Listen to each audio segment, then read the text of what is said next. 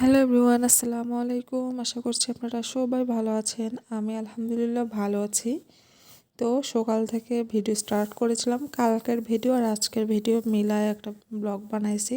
আরও বড় বড় ব্লগ আছে, তো আমি এইটা আজকে একটু শেয়ার করলাম। তো দেখতে পাচ্ছেন সকালবেলা উঠে আবহাওয়াটা দেখে মনটা জুড়ায় গেল।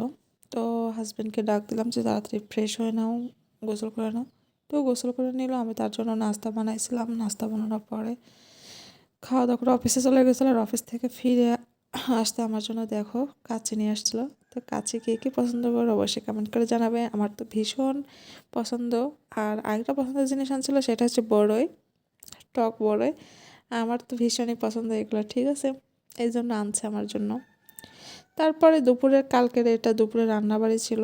দুপুরে রান্নার ভিডিও কালকে আমি ভিডিও এডিট করতে পারিনি, যার জন্য আজকে ভিডিও দিচ্ছি। তো আশা করছি আপনাদের অবশ্যই ভালো লাগবে। যদি ভালো লাগে থাকে অবশ্যই লাইক, কমেন্ট অ্যান্ড সাবস্ক্রাইব করবেন। তারপরে তরকারির কালারটা আমার এরকম কেন আসছে, কাঁচামরিচ বেশি দেওয়ার কারণে নাকি জানি না। অনেকদিন পরে রান্না করতেছি, সব রান্নাবাড়ি এলোমেলো হয়ে গেছে। আর এখানে ডালের বড়া দেখতে পাচ্ছেন, আমি 3 পিস রেখে দিয়েছিলাম গরম ভাত দিয়ে খাবো বলে, অনেক টেস্ট লাগে, ঠিক আছে।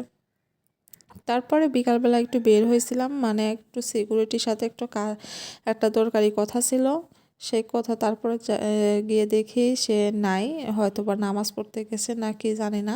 পরে আবার চলেও আসছি। তো এই তো দেখতে পাচ্ছেন আমি নিচে যাওয়ার জন্য লিফটে উঠছিলাম। আর তারপর আজকের দুপুরে রান্না আমার তরকারি ছিল, ফ্রিজে একটু রেখে দিয়েছিলাম। আর হচ্ছে ধনিয়া ভর্তা বানাবো, আর হচ্ছে সিম আলু ভাজবো। এই সিম আলু ভাজাটা আমার হাজব্যান্ড অনেক পছন্দ করে, আর ধনিয়া ভর্তা আমার হাজব্যান্ডের দুজনেরই অনেক ফেভারিট, যার জন্য ধনিয়া ভর্তা বানাবো। আরেকদিন আপনাদের ভর্তা রেসিপি শেয়ার করব। আমি অনেকটি ভর্তা বানাই আপনাদের সাথে শেয়ার করব।